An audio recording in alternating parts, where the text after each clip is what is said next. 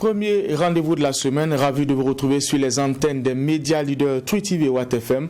Vous le savez, c'est le tribunal de l'actualité, un rendez-vous pour juger les faits majeurs d'ici et d'ailleurs.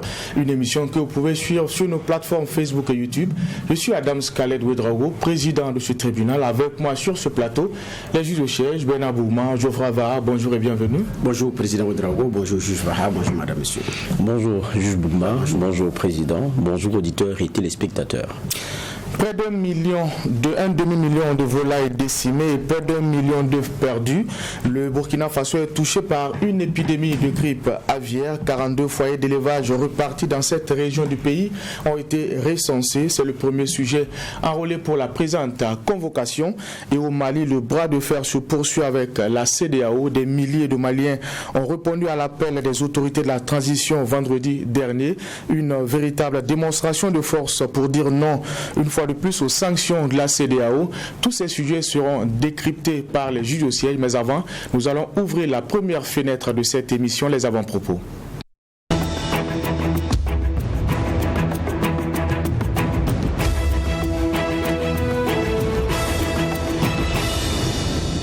Et pour cette partie, nous allons donner la parole au juge Bourma. Qu'est-ce qui retient votre attention pour cette première convocation de la semaine? Merci président, c'est le début de la semaine, donc je voudrais souhaiter un très bon lundi à tout le monde, souhaiter une très bonne semaine également à tout le monde. Nous sommes dans le mois de janvier, on est en train d'aller dans la deuxième décade donc du mois de janvier au niveau du Burkina, sur le plan politique partagé en tentative de déstabilisation sur fond de connexion qui marche ou qui ne marche pas bien, de régulation des réseaux sociaux. Donc c'est dans ces conditions naturellement que l'année nouvelle a commencé au Burkina.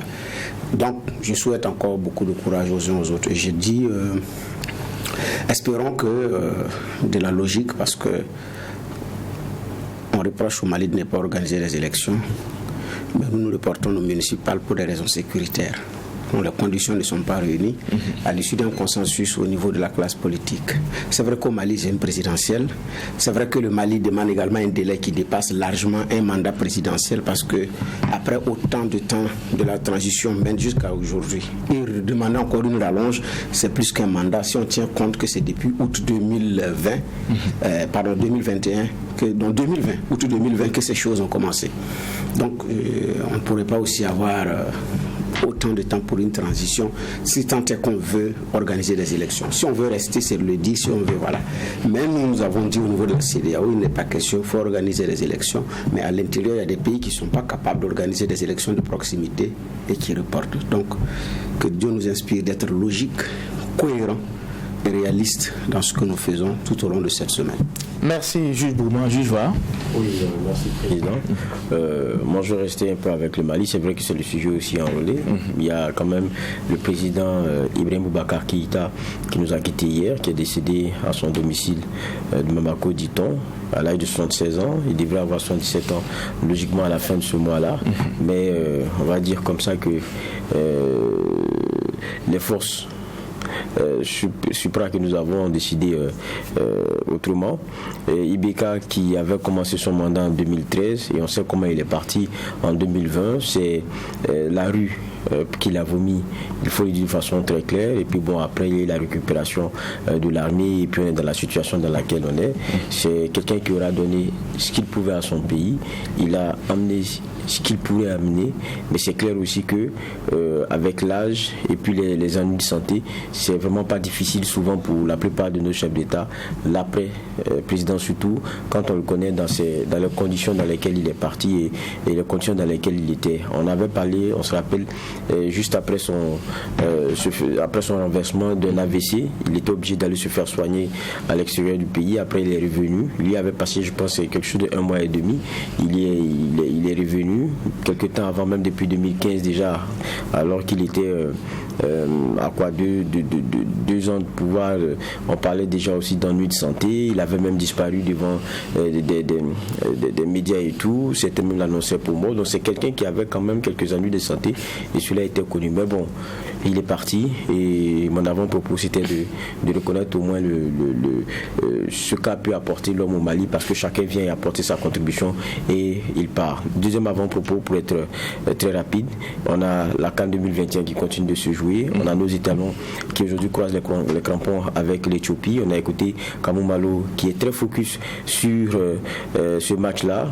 Il n'est pas dans les calculs et je pense que c'est le bon état d'esprit. Il demande à ses poulains de se donner à fond, ce qu'on a remarqué déjà depuis aussi le début de cette CAN-là, avec pour ce qui est de ce match, des retours assez intéressants, notamment Bertrand Traoré et bien d'autres. Maintenant, il y a aussi, comme on l'a souvent dans cette CAN, les bonnes nouvelles viennent souvent avec quelques mauvaises.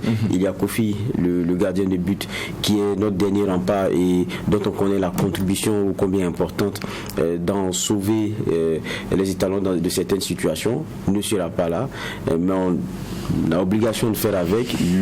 Ce qu'on pourrait souhaiter donc pour ces étalons-là, c'est une victoire pour ce soir, pour nous éviter la migraine des calculs, parce qu'on a été souvent habitué à ces calculs-là. Quand on regarde la plupart des poules, ça sera vraiment difficile de sauver les troisièmes, parce que quand on regarde, pratiquement, pour être bon troisième, il faut avoir au moins 4 points, et ça commence à devenir très coincé. Donc évitons les calculs, rassurons les choses ce soir, et je pense qu'on est tous derrière eux, et c'est tout ce qu'on pourrait souhaiter.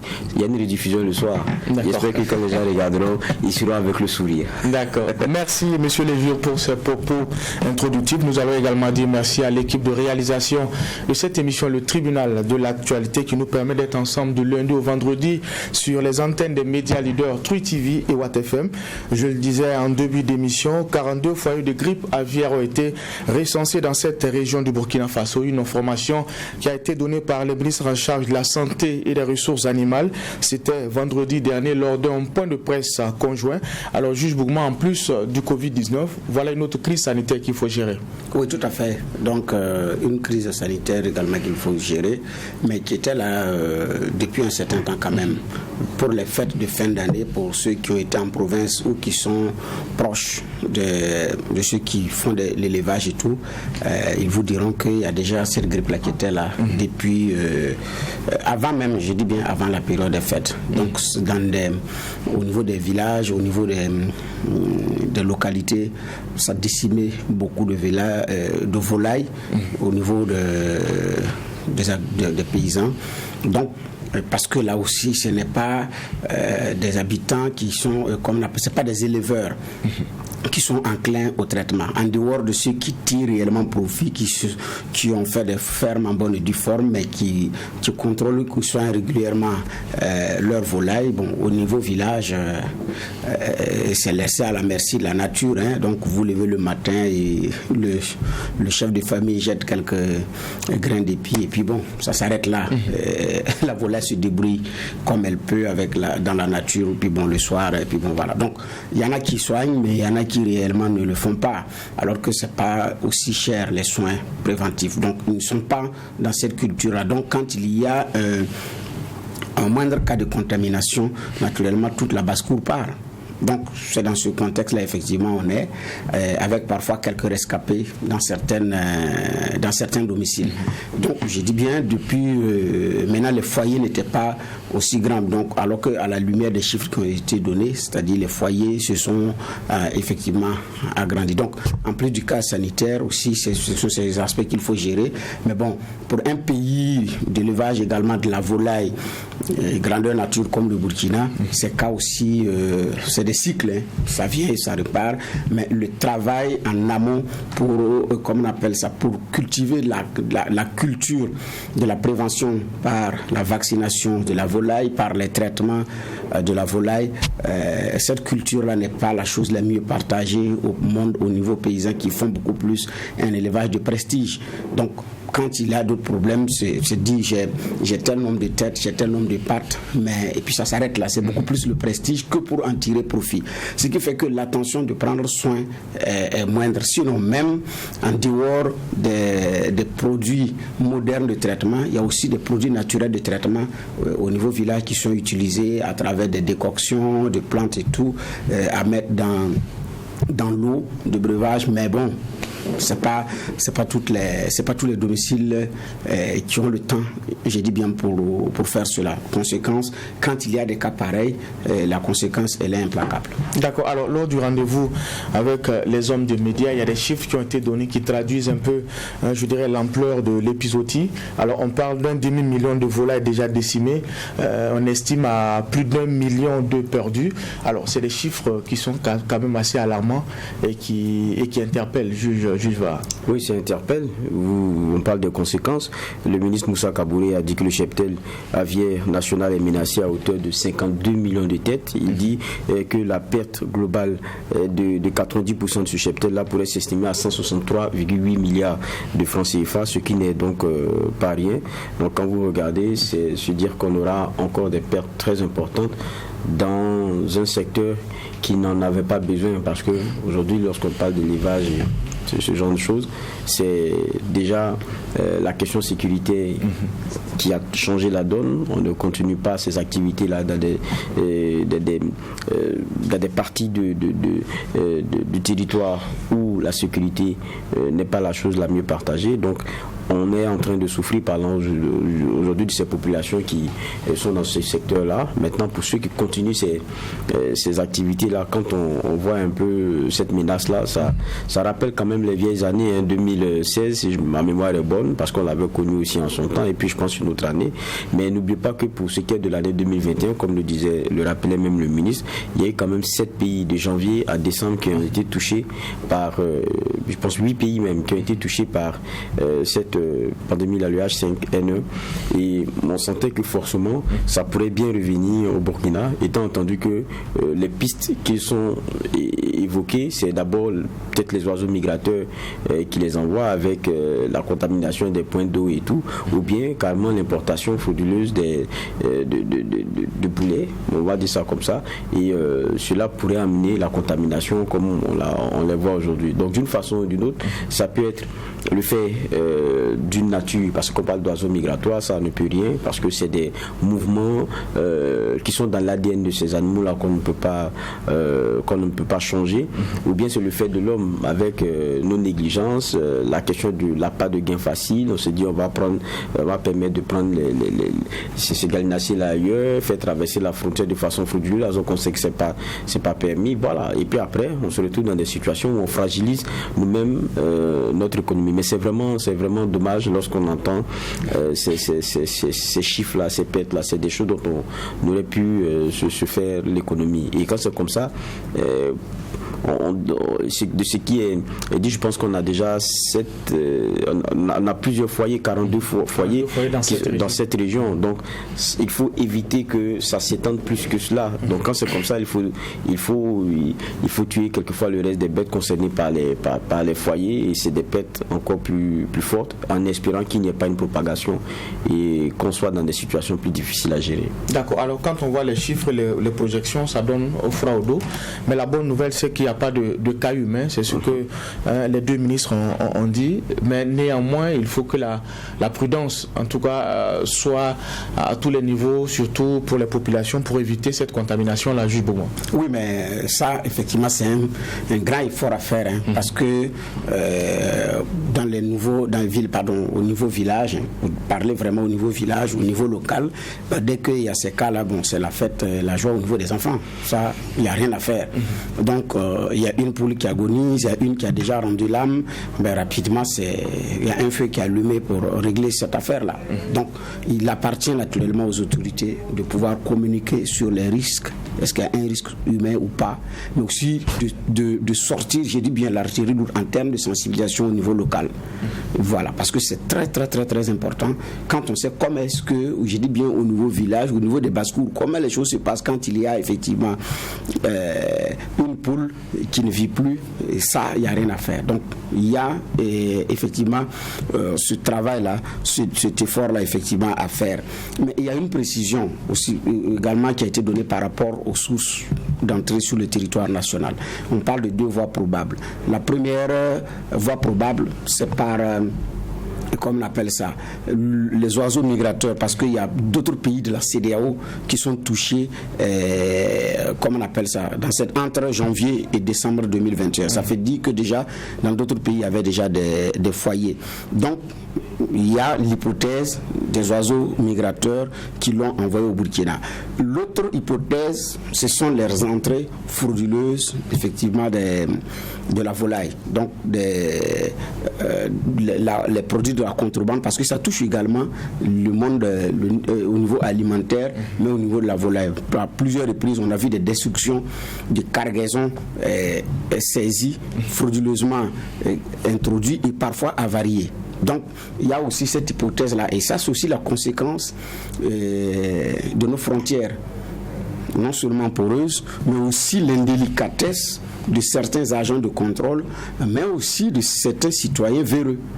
Donc, il y a un phénomène à attaquer à tous les niveaux.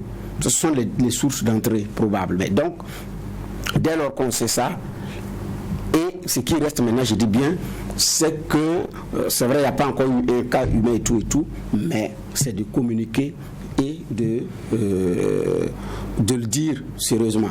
Parce qu'il y a un risque que ça impacte le marché de la volaille du Burkina, qui est beaucoup vendu effectivement à l'extérieur et qui est aussi prisé compte tenu du goût de notre poulet bicyclette. Les gens arrivent à Ouaga, la première chose qu'ils demandent à manger, c'est poulet flambé. C'est où on peut avoir du bon flambé. Il y en a qui emballent, qui repartent avec. D'autres vous envoient des commissions. Le prochain vol, emballe-moi, envoie-moi des poulets. Donc ça, c'est un poulet qui est très prisé. Donc sur le plan commercial, il y a un risque que le poulet burkinabé soit sérieusement frappé par ce boycott-là ou cette suspension de destination dans d'autres pays. Ça l'a été à un moment donné. Donc ça, je pense qu'il va falloir que les autorités prennent le taureau par les cornes, parce qu'il y a beaucoup de Burkinabés aujourd'hui. Ils sont très nombreux, ces Burkinabés-là, qui vivent maintenant exclusivement de ces fermes à volaille. Donc ça, j'ai dit, il y a un travail de prévention et il faut, j'ai dit bien, sortir l'artillerie lourde pour pouvoir contenir ces foyers-là. On est déjà à combien? 7 régions. Sur 13, ça fait déjà la moitié des régions déjà du Burkina. Et donc, alors que quand on voit la propension de propagation ajoutée, parce que nous sommes dans la période pratiquement de l'harmattan, quand on regarde, même au niveau de la maladie à coronavirus, quand les temps ont changé, le taux de contamination a augmenté parce qu'actuellement, il y a de la poussière, il y a du vent, et c'est favorable. Beaucoup sont enrhumés. C'est un terreau fertile de contamination. Donc, dans ce milieu-là également, c'est la même chose. Donc, il y a, j'ai dit bien, un travail à faire pour pouvoir contenir une telle situation. Mais j'ai dit bien, moi, je suis étonné que c'est maintenant qu'on en parle parce que ça a commencé, le phénomène a commencé depuis peu. D'accord. Alors, juge Va, il faut maintenant un double niveau de vigilance, d'abord pour le Covid-19 qu'on a et maintenant pour la grippe aviaire. Est-ce que ça ne va pas compliquer davantage la riposte quand on voit déjà le relâchement des populations au niveau des gestes barrières pour ce qui concerne plutôt le Covid-19? Il faut encore une autre vigilance pour la grippe aviaire. Est-ce qu'à ce niveau, vous ne craignez pas qu'on ait du mal à vraiment dérouler la riposte? Oui, bon, maintenant il faut, quand on a écouté les ministres, parce qu'il y avait le ministre aussi de la Santé qui était présent, il a bien fait de préciser que la question de la grippe aviaire, ça se transmet, je pense, à l'homme par voie respiratoire, et non par voie digestive. Donc il faut faire attention, c'est-à-dire pour ce qui est des animaux morts, d'éviter de les manipuler, ou bien pour ceux qui sont, et on le connaît sous nos cieux, il y a des commerçants tellement véreux, il y a des gens qui n'aiment pas les pertes, ou bien qui aiment tirer le meilleur profit des situations même dans lesquelles il ne faut jamais même y penser. Il faut laisser ces animaux morts là très loin. Et puis il y a les conditions d'incinération, et pour cela il devrait avoir des accompagnements. Le ministre Kaboré Moussa a dit qu'il y a du matériel qui doit venir. Ils vont doter en tout cas en matériel ceux qui ont cela à charge, et puis pour que les questions d'incinération soient bien faites, et puis les questions de protection aussi soient bien faites, pour éviter d'abord la question de la propagation. Ça c'est important pour qu'on puisse sauver le peu déjà, le peu qui pourrait rester. Maintenant, c'est la question aussi de l'indemnisation. Je pense qu'ils ont débloqué 3,8 milliards, c'est ce qu'ils ont annoncé, pour indemniser quand même, quoi qu'on dise, les éleveurs, parce que c'est des pertes qui sont très énormes, et cela devrait être différencié, comme ils ont dit, pour ne pas qu'il y ait encore des plaintes, et j'ai reçu ça alors que bon, on m'a dit que le temps m'a été dévolu, pour ne pas qu'il y ait de problème en tout cas. Donc on espère que les choses seront gérées avec beaucoup de rigueur, parce qu'en la matière, je dis, on est encore à 42 foyers, à quelques régions, ça peut être plus grave que ça, si ce n'est pas circonscrit. Et donc, à chacun de savoir jouer sa partition. Et même dans les conseils qui sont donnés, ça, il faut beaucoup de sensibilisation. Il parle d'éviter que les volailles qu'on a soient en contact avec les autres animaux, c'est des chiens, porcs qu'on a aussi qui, souvent, dans des stations d'élevage, cohabitent et tout. C'est des choses qu'il faut éviter. Donc, il y a des comportements nouveaux comme pendant la COVID-19 qui sont demandés. Et puis, il y a un rappel que le ministre de la Santé fait qui est important, c'est que tout cela est lié à l'hygiène. Donc, d'une façon ou d'une autre, ça nous rappelle encore les mêmes gestes qui sont demandés par rapport à la COVID-19, se laver fréquemment les mains et tout.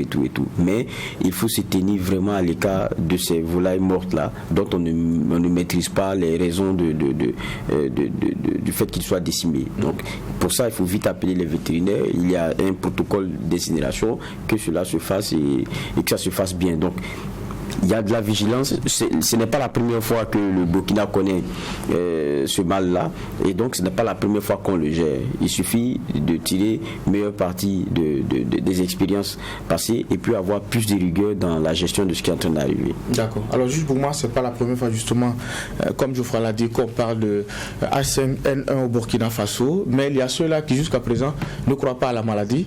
Il faut faire avec ces derniers, surtout, je dirais, accentuer la sensibilisation. Non, ceux qui ne croient pas, ça ont raison. Ils ont raison parce qu'ils sont dans leur bulle. Ils n'ont pas été en contact avec un éleveur.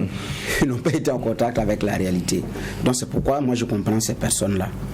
Maintenant, le bémol à mettre, c'est que même s'il y a du doute, il faut chercher à confirmer ou infirmer et ne pas dire c'est faux. Donc maintenant, le Burkinabé sceptique, vous ne pouvez pas aussi enlever ça de sa tête parce que pour lui, tout est conspiration, tout est complot, tout est manipulation, tout est mensonge. Donc, il ne prendra pas du temps pour vérifier et ils sont très nombreux, on ne peut pas aussi leur en vouloir, c'est leur choix, c'est leur liberté.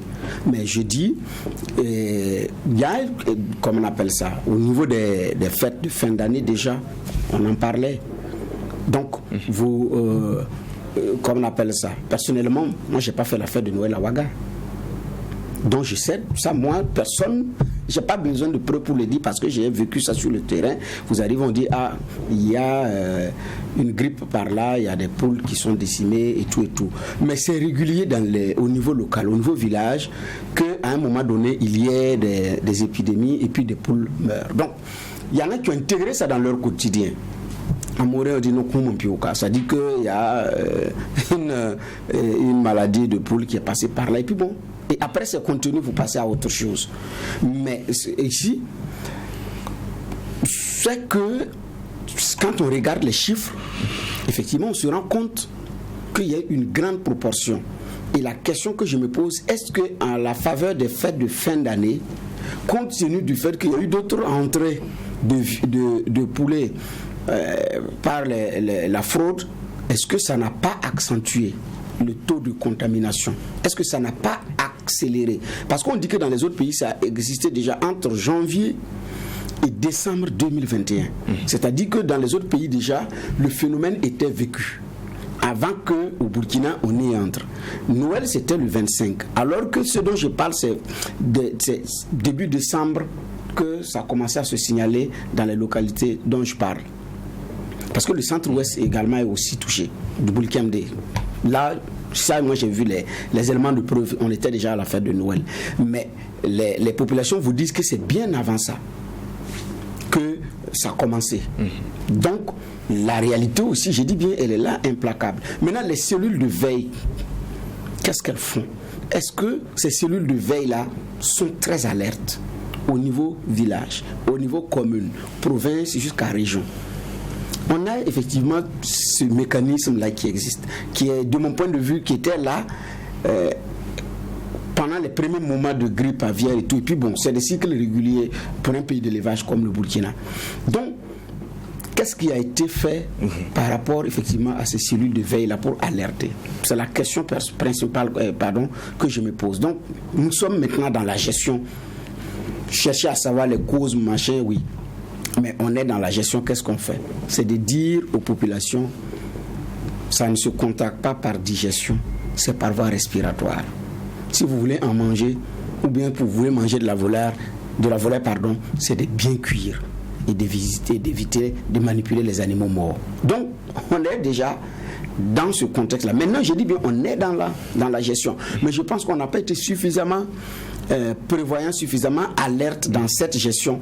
Autrement dit, on aurait informé plutôt que d'attendre d'avoir des chiffres qui tapent cette région. On a à 500 000 volailles.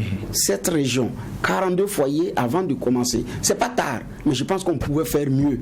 Dès lors que les premiers moments, les choses se sont signalées, c'était de diagnostiquer, trouver le type de grippe et puis rapidement faire les annonces pour que les uns les autres puissent faire attention. Mais je dis, même s'il y a eu le fait des oiseaux migrateurs, l'autre piste également de la fraude n'est pas à négliger compte tenu du fait que nous venons de passer les fêtes de fin d'année. D'accord. Alors, juge Vaha Bernard l'a dit, est-ce que ce n'est pas une occasion justement, cette crise-là, de revoir notre système d'alerte parce qu'on est déjà à cette région touchée. On parle d'un demi-million de volailles. Est-ce que le timing de la communication n'a pas un peu péché? Pourquoi maintenant? On aurait dû s'y prendre un peu plus tôt. Oui, maintenant, il faut voir, parce que moi, je ne suis pas un puriste du domaine, il faut voir peut-être la célérité de propagation, ou je ne sais pas quand est-ce que les premiers cas ont été identifiés tels quels étant ceux causés par le H5N1. Et donc, ça permettra peut-être d'avoir un regard plus critique sur le temps de latence, le temps d'attente pour la communication. Mais c'est vrai, en arriver jusqu'à 42 foyers et 7 régions, la première question qu'on se pose, c'est pourquoi est-ce que ce soit maintenant qu'on nous fasse un bilan qui soit quand même aussi alarmant, quoi qu'on dise, parce que c'est 7 régions sur 13, on est déjà à la moitié, et puis 42 foyers, c'est pas rien quand on nous donne des chiffres des cas possibles et des pertes. On se dit, bon, quand même on a atteint un seuil pour lequel une alerte devrait venir depuis un certain temps. Maintenant, on ne maîtrise pas la question de la célérité de propagation du virus. Mais je me pose la question aujourd'hui, si on en est à 42 foyers, c'est pas un simple point de presse avec les petits conseils qu'on a eus qui vont permettre de juguler la chose. Il faudrait peut-être qu'on nous dise, voilà ce qu'on est en train de faire, voilà ce qu'on a déjà fait pour essayer de circonscrire le mal. Mais ça, on a encore entendu ce qu'on a souvent de nos ministres. On va mettre les moyens, on va se doter de matériel, on va. Mais on est déjà à 42 foyers. Donc, dites-nous déjà ce que vous avez fait. Mais ce à quoi on a eu droit pendant le point de presse, c'est d'expliquer ce qu'est la maladie, comment elle se propage, quel est l'état des lieux, et voilà ce qu'on va faire. Mais je trouve que c'est quand même assez dommage. Mais ça fait aussi que il y a certaines perceptions que la peau dure. Parce que lorsqu'on parle de la grippe aviaire, pour certains, on a eu cela, je pense, en 2006, ici au Burkina, on l'a eu encore en 2015. Et je me rappelle, en 2015, il y avait un appel de 2 milliards lancé à l'endroit des partenaires du Burkina pour nous aider à juguler la crise. Les gens ont dit, ah voilà, c'est un business encore pour demander de l'argent, et puis après les pauvres éleveurs, c'est même pas sûr qu'ils soient indemnisés à la hauteur des pertes qu'ils ont pu avoir et tout, et que ça encore c'est un moyen de se faire de l'argent, on connaît. Donc ça fait que ça a de la peau dure, parce que vous ne pouvez pas venir de go comme ça dire aux gens que non, il y a 42 foyers, c'est déjà dans cette région, et puis ne pas nous dire comment l'évolution s'est faite, qu'est-ce que vous avez fait jusque-là, pourquoi est-ce que on soit à ce stade-là pour qu'on tire la sonnette d'alarme. Dans ce cas, comment est-ce qu'on fait? Bon, ça fait qu'il y a certaines perceptions qui, logiquement, ont la peau dure, et c'est difficile d'enlever certaines suspicions, alors qu'on est dans un Burkina où on sait que dans la gestion de ce genre de crise, très souvent, il y a des petits malins qui s'enrichissent. D'accord. Alors, juge Bourma, c'est vrai, au-delà de la riposte contre la maladie, il y a aussi l'autre défi qui est aujourd'hui l'indemnisation et l'accompagnement des acteurs de ce secteur-là. Est-ce que ce n'est pas un gros défi? Et comme juge Vaha l'a dit, il faut surtout identifier les vraies victimes pour qu'il n'y ait pas justement des plus malins qui profitent de cette situation. Oui, mais la question d'ailleurs que je me pose, c'est déjà au niveau local, ceux qui ont eu des têtes décimées, comment est-ce qu'on constate si celui qui vient dire que j'ai perdu 60, 70 ou 100 têtes, comment est-ce qu'on vérifie que c'est vrai ou ce n'est pas vrai? Parce que lui, par exemple, il ne savait pas qu'il allait avoir une indemnisation, il ne contactera pas un agent, il n'est pas informé, il n'a pas jusqu'à ce niveau d'information. Où il dit, bon, écoute, je commence à perdre des poules, il faut que je fasse venir le CVD ou le conseiller municipal du village, ou je contacte le maire ou bien l'agent vétérinaire pour venir constater, noter que il y a déjà tel nombre de poules que j'ai perdu, tout. Parce qu'il n'est pas à ce niveau d'organisation, alors que c'est une victime en plein fouet. Maintenant, parler d'indemnisation à ces personnes-là, comment est-ce qu'on évalue et comment est-ce qu'on dédommage? Maintenant, c'est à partir de là que ceux qui ne sont pas encore touchés vont commencer à évaluer la situation et effectivement à faire constater. C'est vrai, il y a des textes d'indemnisation qui existent, c'est ce qu'ils ont évoqué. Mais sur le plan théorique, techniquement, comment est-ce que ça va être réglé? Est-ce que réellement on a de l'argent aujourd'hui pour ça? J'en doute fort. Maintenant, comment est-ce que les équipes vont faire le constat terrain de l'évaluation, de l'incinération et tout? Bon, c'est vrai, on a une équipe de veille qui existe, il y a ceci, mais bon, personnellement, moi j'attends de voir. Mais habitué à ces choses-là, je reste prudent. Pas sceptique, mais prudent. Parce que les choses peuvent effectivement avoir évolué. Parce que vous ne pouvez pas savoir qu'il y a 8 pays de la CEDEAO qui sont touchés depuis janvier jusqu'à décembre 2021 et le mécanisme de prévention semble avoir été surpris en début janvier 2022. En début d'année 2022, pardon. Moi, ça m'étonne. 8 pays de la sous-région, de la CEDEAO. La CEDEAO compte combien de pays? C'est pratiquement la moitié des pays de la CEDEAO. 8, c'est beaucoup. Donc, vous avez des fêtes de fin d'année qui arrivent. Vous savez que ça est déjà là. Parce que ceux qui sont dans le domaine, il y a une surveillance qui est là. Au niveau des ministères qui s'occupent des ressources animales, ils communiquent également avec les autres pays pour les alertes. Donc, ça veut dire que le Burkina, à moins qu'on ait des hommes qui ne soient pas à leur place, les Burkinabés savaient, ceux qui sont dans le domaine, qu'il y a effectivement une menace dans des pays de la sous-région. Et qu'il y a 2 voies probables que ça vienne sur le territoire burkinabé. Les oiseaux migrateurs et la fraude. À partir de ce moment-là, le mécanisme de veille doit commencer à alerter l'opinion et à prendre des mesures. Et maintenant, par rapport à tout ce qu'il y a comme dispositif de surveillance, d'accompagnement à mettre en place, oui. Mais nous, on a attendu, parce que dans la conférence de presse, la précision par rapport à tout ce qu'il y a comme mécanisme, indemnisation, et on a combien d'argent déjà disponible pour faire face pour les indemnisations? Oui, il faut faire le point en attendant qu'après on puisse voir comment on va indemniser et tout. Voilà. Donc, on ne fait pas dans l'anticipation. Si on faisait dans l'anticipation, c'était de donner l'alerte qu'il y a la menace de la grippe aviaire dans des pays de l'Afrique de l'Ouest. C'est susceptible de venir sur notre territoire. Nous sommes en fin d'année. Faites attention aux volailles que vous allez consommer.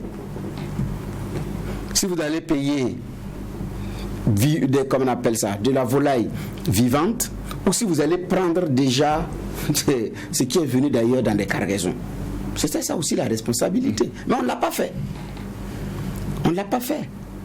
Ça, c'est l'anticipation. Peut-être que ça aurait aidé à contenir. Donc, ceux qui vont rentrer frauduleusement, ça peut faire en sorte que certains puissent émettre des réserves par rapport à l'achat des poulets congelés, comme on les appelle. Mais on n'a pas fait ça. Maintenant, on vient régler ça au pif. Et nous sommes effectivement dans une telle situation. On me dira, oui, il y avait un remaniement qui plane, il y avait ceci. Non. Même quand le Premier ministre a démissionné, les ministres qui étaient toujours là, il nous a été dit qu'ils s'occupent de l'expédition des affaires courantes. Les mécanismes de veille sont là. Donc, je me pointe, oui, il n'y a pas d'explication, mais on fait toujours la même chose. On n'anticipe pas, et après on vient gérer, on explique les causes et on gère maintenant les conséquences éventuelles au cas par cas et au jour le jour dans le tâtonnement. D'accord, nous allons suivre la gestion de cette crise-là, et si la situation le commande, nous aurons sur ce plateau du tribunal de l'actualité les acteurs concernés pour en tout cas comprendre davantage et avoir des clés de lecture. Nous allons passer au deuxième sujet enrôlé pour la présente convocation au Mali. On l'a dit, à l'appel de la junte, les Maliens ont manifesté massivement vendredi dernier à Bamako et à l'intérieur du pays. Une manifestation pour dire une fois de plus non aux sanctions de la CEDEAO. Alors, juge VA, ça a été une véritable démonstration de force, comme on l'a dit vendredi dernier à Bamako. Oui, à Bamako, c'était une véritable démonstration de force, une adhésion, je ne sais pas s'il faut la lire comme étant un soutien à ceux que nous avons comme militaires au pouvoir, ou bien le sentiment commun des Maliens de se voir laissés et lâchés par des pays frères. Mais en tout cas, il y a eu une forte adhésion à l'appel à manifester qui avait été, on va dire, bien organisé par ceux qui gèrent aujourd'hui la transition. Des images qu'on a pu aussi partager sur nos antennes grâce à notre correspondant permanent à Bamako, Bourema Soulo, qu'on salue déjà aussi au passage. Donc, on l'a vu, des Maliens en tout cas remontés avec toujours les propos qui sont scandés, on va dire applaudit la Russie, on crache la France. C'est un peu ce à quoi on a eu droit, que le Mali ne mérite pas ce qui lui arrive et que voilà, le Mali restera debout et restera fort. Maintenant, bon, je pense qu'il y a aujourd'hui le sentiment malien qui est unanime de ce qu'on attendait du soutien de la part des pays frères, mais ce qu'on a eu, c'est plutôt autre chose. Je crois que c'est plus ce sentiment-là qui a fait sortir les Maliens comme on les a vus dans les rues. C'était vendredi, non? C'était vendredi dernier.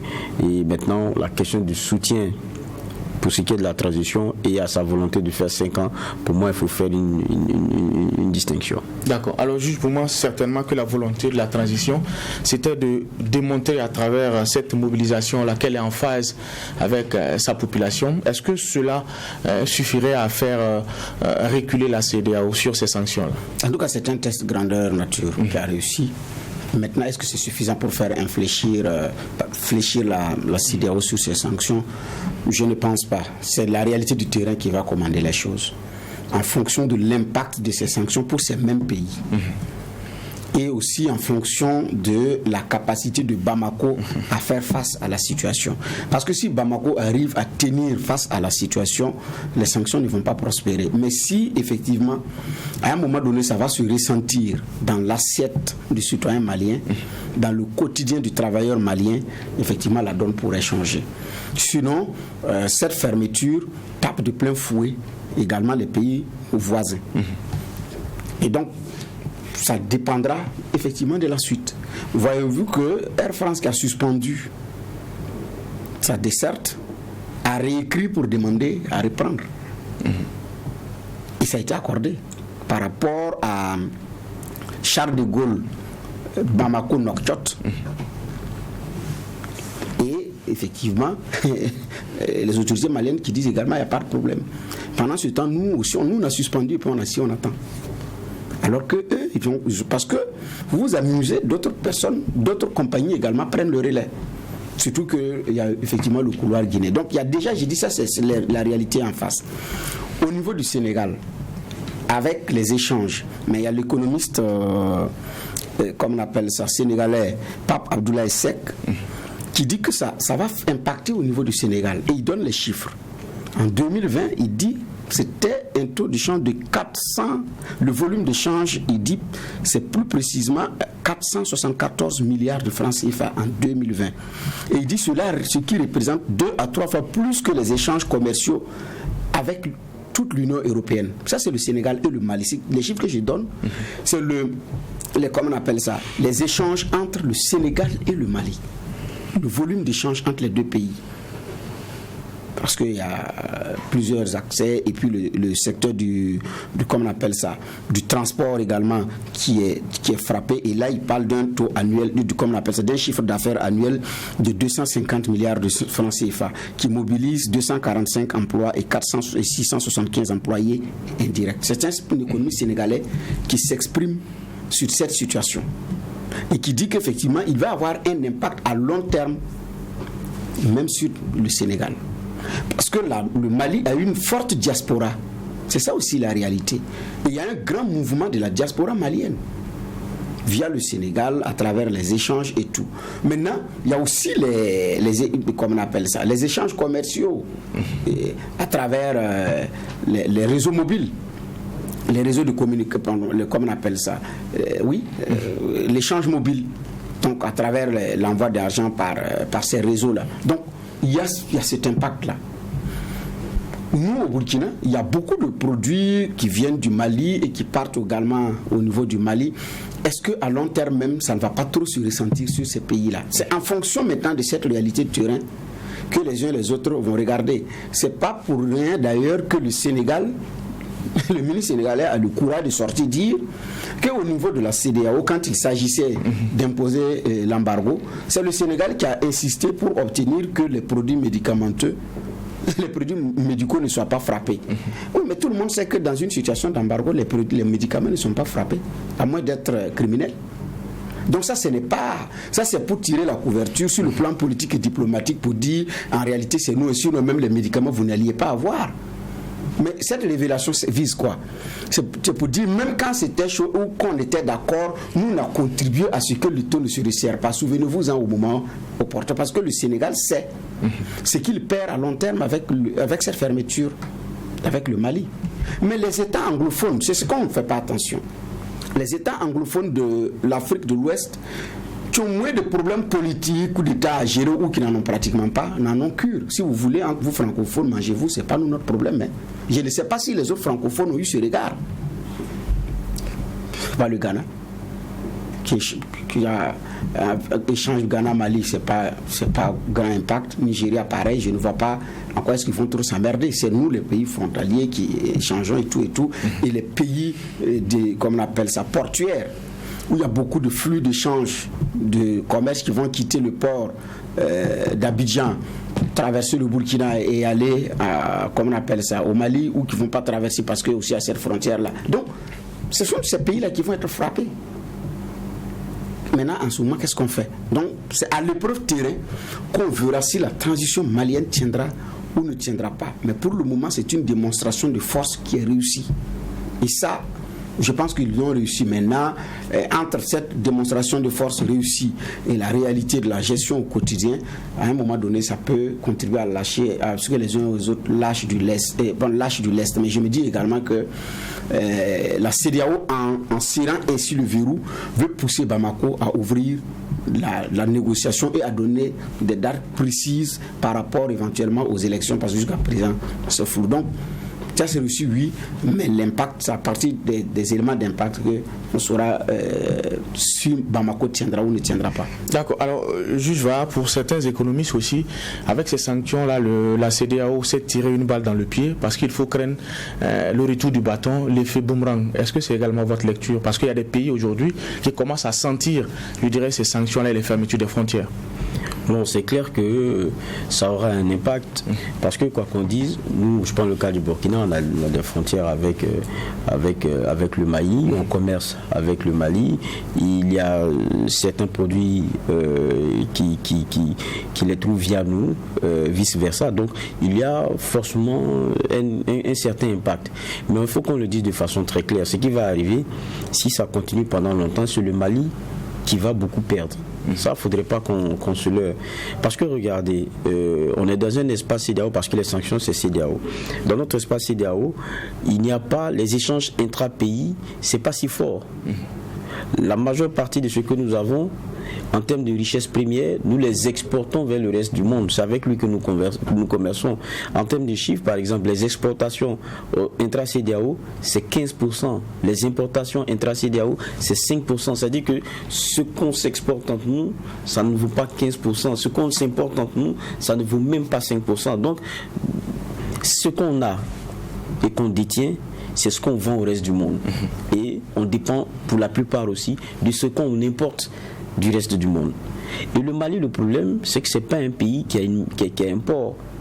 Comment est-ce qu'il commerce avec le reste du monde lorsque toutes les frontières sont verrouillées? Voilà la vraie question. C'est ça l'asphyxie dont on parle aujourd'hui concernant le peuple malien. C'est une mort programmée. Et c'est ce qui est difficile à accepter de la part de la CEDEAO vis-à-vis d'un pays frère. Qui a fauté? C'est le Malien. Qu'est-ce qu'on veut? C'est changer la situation du Mali, ou qu'est-ce qu'on veut à la fin? C'est asphyxier le Malien, c'est l'appauvrir, c'est l'affamer, et puis lui dire arrange-toi pour nous enlever ceux qui sont à votre tête. J'ai l'impression que c'est le message qui est donné, c'est ce qui n'est pas intéressant. Même quand on vient, on dit non, même nous-mêmes en tant que pays voisin, on va avoir des conséquences sur le plan économique. Oui, on en aura. À partir du moment où on commerce avec le Mali et que lorsque les choses vont bien, il y a de la marchandise qui quitte là-bas, qui vient, qui quitte chez nous, qui va. Mais inquiétons-nous d'abord pour ce qui risque d'arriver au Mali. C'est des salaires qui ne pourront pas être payés. C'est un pays dont on connaît la réalité. Les plus de 18 millions, ils n'ont pas plus de $2 jour, comme le dit la Banque mondiale. Donc on connaît la réalité de la précarité du pays. On connaît ce à quoi le pays fait face. Parlons de la France, depuis quand elle est arrivée en 2013 avec Serval, c'était un pays qui tenait 80% de son territoire. Aujourd'hui, à peine 20%. C'est cette réalité-là. Nous, au Burkina, on pleure parce qu'on a beaucoup de zones où on ne peut plus parler d'élevage, on ne peut parler d'agriculture. Regardez dans la même proportion avec le Mali, le pays qui est dans cette turpitude depuis autant d'années, qu'est-ce que cela aura comme conséquence? Au lieu de dire que non, nous aussi ça va nous impacter, j'ai dit commençons à nous demander qu'est-ce qui va arriver aux Maliens. Parce que c'est un étau qui est en train de se resserrer autour d'eux, c'est une vraie asphyxie qui a été prise comme mesure par la CEDEAO et en termes d'expression de fraternité, je pense que ce n'est pas beau et ce n'est pas bon. On pourrait trouver des justes milieux, amener peut-être autrement le Mali à la discussion, mais je pense que ces mesures-là ne devraient pas durer. Sinon, ce qui va arriver sera vraiment, pour moi, très dommage. Maintenant, on écoute la junte aussi, qui, lors de la sortie de vendredi des manifestations, on a entendu Choguel Maïga dire beaucoup de choses. Je pense que son porte-parole juste après, et c'est ça qui est intéressant, c'est qu'il y a une lucidité aussi au niveau des autorités maliennes. C'est vrai qu'on montre que le peuple est derrière, parce que là, c'est une guerre à la fois communicationnelle, mais tactique, où on veut retourner le Malien contre ses autorités, mais où l'autorité a obligation aussi de dénoter que malgré ce que vous faites, le Malien ne me lâche pas, bien au contraire, il comprend la lutte dans laquelle je suis. Je pense que c'est ça l'expression de la manifestation de vendredi. C'est ça le message qu'ils ont voulu envoyer. Mais en même temps, le porte-parole de ceux qui sont au pouvoir, on dit quoi? Il dit quoi? Le dialogue n'est pas rompu. Et la preuve, on disait que dans les 72 heures, il y a une mission avec un vol spécial qui devrait aller à Nouakchott et à Alger. Pour certains, c'est tenter de contourner ce qu'il y a comme embargo, avoir des sorties vers la mer, mais c'est normal que le Mali, dans cette asphyxie-là, cherche à s'accrocher à tout et puis chercher un peu d'or, un peu d'air, un peu d'oxygène, sinon ce sont un peuple qui va mourir. C'est de ça qu'il s'agit aujourd'hui. Donc, ils essaient de gérer en termes de diplomatie, voir s'ils peuvent avoir des couloirs, mais aussi ils cherchent des oreilles attentives, parce qu'on a l'impression que la CEDEAO leur a fermé la porte. C'est vous dites ceci, on ouvre, ou bien vous ne dites pas ceci, on continue de fermer, on continue de serrer le taux autour de votre cou. C'est ça qui est problématique. Il faut un autre acteur, et c'est là où l'Algérie ça devient intéressant, c'est là où la Mauritanie ça devient intéressant, parce qu'on entend dans les bruits de couloir qu'ils veulent aussi faire accepter que quand même il faudrait que la junte revoie sa copie, et ça c'est une vérité qu'il faut dire aussi à ces militaires qui sont au pouvoir. 5 ans c'est un mandat, revoyez votre copie, on peut organiser des élections dans un délai qui soit un peu plus raisonnable, faites d'autres propositions, parce que le Malien ne mérite pas ce qui est en train de miroiter comme ça, de pointer à l'horizon, parce que c'est un malheur. Le Malien ne le mérite pas. Il faudrait que la CEDEAO mette de l'eau dans son vin, mais il faudrait aussi que les autorités maliennes acceptent de donner un calendrier qui soit au moins plus réaliste. Je crois que c'est ce juste milieu-là qu'il faut trouver. D'accord. Alors, pour certains, c'est bien de bander les muscles, mais les autorités maliennes doivent aussi jouer sur un deuxième tableau. Geoffroy l'a dit, c'est l'aspect diplomatique. Il faut continuer les négociations, mais quand on regarde aujourd'hui la virulence dans les propos, Geoffroy rappelait les propos du Premier ministre Choguel Maïga, est-ce que ce n'est pas un échec programmé, ou bien c'est juste une stratégie? Mais Choguel Maïga est toujours dans cette tendance. Moi, je ne sais pas pourquoi ça étonne les gens. Maïga, c'est sa ligne d'expression, même jusqu'à la tribune de l'ONU, c'est comme ça il s'exprime. Donc il est dans une ligne logique et cohérente avec lui-même. Maintenant on peut épiloguer, et à l'intérieur il y a de la vérité, il y a du populisme là-dedans aussi, parce qu'il y a des faits qu'il avance avec des dates, il nomme des gens et il donne des lieux. Ça, ce sont des faits. Maintenant, si les personnes incriminées contestent, qu'elles viennent s'exprimer. Maintenant, à l'intérieur, effectivement, il y a du populisme et ça aussi, ça participe de cette communication de crise, de cette communication, de cette propagande. Et là, il joue bien sur les deux tableaux. Entre des réalités géopolitiques, entre des réalités géostratégiques et entre des révélations de certains faits dont parfois vous frémissez. Et maintenant, le populisme qui va avec, là, il joue bien, il orchestre bien son balafon. Maintenant, par rapport à la situation, la junte ne campe même pas sur 5 ans. Elle a dit de 6 mois à 5 ans. C'est-à-dire, c'est une fourchette qui est donnée. Mais 27 février, il ne faut pas rêver. Mais à partir de ce moment-là, nous proposons entre 6 mois et 5 ans. On ne s'est même pas prononcé là-dessus. On ne leur a même pas donné 6 mois, on ne leur a pas donné 1 mois. Dès lors que 27 février ça n'aura pas lieu le 27 février, on ne veut plus rien entendre parler asphyxie. Non, attention. J'arrive. Attention. La junte, parce qu'on dit la junte, je sais que c'est pas bien, mais en tout cas, les autorités maliennes ont proposé 5 ans. C'est les assises nationales au Mali qui ont proposé entre 6 mois et 5 ans. Et les propositions qui ont été faites à la CEDEAO, c'est une transition de 5 ans.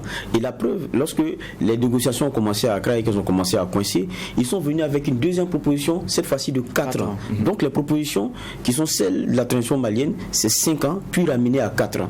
Maintenant, les assises nationales, elles ont parlé de 6 mois à 5 ans. Oui, à supposer que ce soit cela. Et même si réellement on veut aider le Mali à s'en sortir, on n'a pas besoin de l'asphyxier. Même si elle demande 5 ans, on dit bon, nous ne pouvons pas vous donner 5 ans. Revoyez votre couple, on ne peut pas vous donner 5 ans. On peut vous donner 1 mois, on peut vous donner 2 mois, mais ne serait-ce que ça, sur la base de la bonne foi de la CEDEAO. Mais là, on n'en entend plus parler. Comme vous voulez 5 ans d'ailleurs, asphyxie. On affame le peuple qui vous chasse et puis on passe à autre chose. C'est là aussi que c'est disproportionné et l'intention manifeste de nuire est plus élevée que l'intention d'aider à sortir de la situation. Maintenant, par rapport à ce qui est donné de voir, Bamako aussi n'a le choix que de discuter. La transition même, elle sait que les 5 ans ne vont pas être acceptés. C'est pas possible. À moins de dire, écoutez, nous déclarons un état d'exception et puis on passe à autre chose avec toutes les conséquences. À moins de dire cela. Mais si vous voulez effectivement les élections, vous ne pouvez pas demander plus qu'un mandat. C'est pas possible. Il y a des mandats présidentiels d'ailleurs qui font 4 ans. Donc, maintenant, par rapport, je dis bien à la situation, tout dépend de l'issue. Maintenant, je me dis, avec l'Algérie qui rentre pour la négociation, avec comme on appelle ça, la Mauritanie, c'est tellement, ils vont trouver, comme on appelle ça, sur le plan diplomatique, un terrain d'entente. Parce que ni le Burkina, ni le Niger n'ont intérêt à ce que le Mali s'enlise. Nous n'avons pas intérêt à ce que le Mali s'enlise. Parce que l'enlisement du Mali, Laurent Bigot l'avait dit, il a même été sanctionné ouvertement, mais il a dit après le Mali, ça va être le Burkina. En son temps, les autorités burkinabées étaient sorties pour dire que, mais d'où vient cette prudence-là? On s'est plaint. On s'est plus occupé des éléments populistes que d'être réaliste. Et aujourd'hui, est-ce que ce qu'on a fait, c'est réaliste? C'est la question que je me pose. Parce que ce qui se ressent, ce n'est pas au niveau dirigeant, c'est au niveau citoyen. Avec un Mali déjà en difficulté. Donc je dis bien, nous-mêmes, on n'a pas intérêt à ce que le Mali s'enlise parce qu'on a à peu près les mêmes choses. La preuve, on parle de la zone des 3 frontières. La zone des 3 frontières, là, c'est quoi? C'est Mali, Burkina, Niger. Ce n'est pas avec le Ghana, ce n'est pas avec la Côte d'Ivoire. Ce n'est pas avec le Bénin, encore moins le Sénégal. Donc il y a un réalisme à avoir. Mais il y a une attitude des autorités de Bamako par rapport à cette situation aussi qui n'est pas acceptable. Mais il y a aussi des sanctions de la CEDEAO qui ne sont pas réalistes, qui visent beaucoup plus à faire mal qu'à aider un pays, de mon point de vue, à s'en sortir. Mais certainement, la CEDEAO sait que si Bamako, il y a un étouffement qui arrive sur Bamako, ils vont négocier. Et c'est ce que la CEDEAO attend. D'accord. Alors, c'est vrai qu'on a parlé un peu de position des uns et des autres. Aujourd'hui, les propos sont durs. On se rappelle de ce qui a été dit. On estime que s'il y a la sécurité pour manifester, c'est qu'il y a la sécurité pour aller aux élections. Ces propos sont attribués à Jean-Yves Le Drian. Ce n'est pas de nature aussi à faciliter les choses, juste là. Non, moi je pense que dans ce débat, laissons la France de côté. Parce qu'on a une diplomatie française qui traite de haut nos pays. Il ne faut pas qu'on se leurre. Quand on nous dit que les choix que le Mali fait, il ne faudrait pas que ce soit en contradiction avec leurs intérêts. Non, il faut arrêter. Je pense que la diplomatie française est souvent dans la provocation lorsqu'il s'agit de s'adresser à nos États ou de commenter certaines situations de nos États. Ce qu'ils ne peuvent pas se permettre en termes de contenu de mots concernant certains autres pays, ils se le permettent avec une certaine condescendance que moi je critique au plus haut niveau. Mais c'est notre faute aussi parce que regardez, sur la façon dont le Mali est en train de donner des propositions pour ce qui est la question sécuritaire, on a créé une affaire dans l'affaire. Le Malien, les autorités maliennes ont des problèmes aujourd'hui à cause du choix avec Wagner. Et derrière, c'est difficile de ne pas voir dans la pression qui est en train d'être mise par la CEDEAO, c'est difficile de ne pas voir la France derrière. Et ça n'est rien d'autre que pour moi ce type de paroles qui viennent, ça devient rien d'autre que venir mettre de l'eau au moulin à ce que chacun pense sur cette situation. Mais on attend de voir ce que ça va donner. Maintenant, quand on bande les muscles, comme la CEDEAO est en train de le faire, lorsqu'on est en train de dire qu'on a des forces en attente, et pourtant on a des pays qui sont en train d'être presque avalés par un terrorisme, je ne sais pas de quoi il s'agit. Lorsqu'on menace par la force venir établir une démocratie ou un ordre démocratique et tout, donc cette force-là, pourquoi est-ce qu'on ne l'utilise pas pour aller chasser les terroristes qui sont au Mali? C'est de ça qu'il s'agit. De ces derniers temps, sur la question, le Malien a commencé à se poser la question de sa coopération. L'aide ceux qui viennent et qui me mettent dans un inconfort mais qui n'arrivent pas à régler mon problème, qu'est-ce qu'ils font ici? C'est une question légitime que les Maliens se posent. Je pense qu'on est en train de déplacer le problème avec ce qui est en train de se passer. La vérité, on est tous menacés par le terrorisme. Qu'est-ce qu'on fait aujourd'hui? Il ne s'agit pas de faire la bagarre de la France, il ne s'agit pas de faire la bagarre de quelqu'un d'autre, il s'agit de savoir donner de la sécurité à nos pays, c'est ce dont les populations africaines ont besoin. D'accord. Bras de fer entre le Mali et la CEDEAO et la gestion de l'épidémie de grippe aviaire au Burkina Faso, voici les deux sujets qui avaient été retenus pour cette première convocation de la semaine du tribunal de l'actualité. C'est d'ailleurs ici qu'on va mettre un point final à la présente convocation et se donner rendez-vous demain pour la même mission, poser un regard critique sur l'actualité, mais en attendant, restez fidèles au programme des médias leaders, True TV et Watt FM.